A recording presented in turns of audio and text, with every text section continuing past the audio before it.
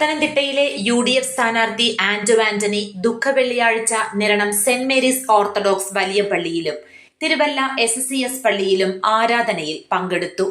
നിരണം വലിയ പള്ളിയിൽ എത്തിയ ആന്റോ യേശുക്രിസ്തുവിന്റെ ക്രൂശ് മരണത്തെ അനുസ്മരിക്കുന്ന ചടങ്ങിലും കഞ്ഞിനേർച്ചയിലും പങ്കെടുത്ത ശേഷമാണ് മടങ്ങിയത്. ഇടവക വികാരി ഫാദർ തോമസ് മാത്യു, സഹവികാരി father Bibin Mathew, trustee P. Thomas Varghese, secretary John Valayil, നിയുക്ത ട്രസ്റ്റി രാജു പുളിമ്പള്ളിൽ എന്നിവരെയും സന്ദർശിച്ചു.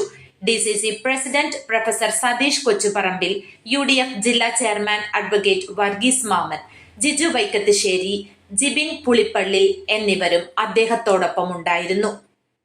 News desk, Adoor news. Art of distribution on untiring reports.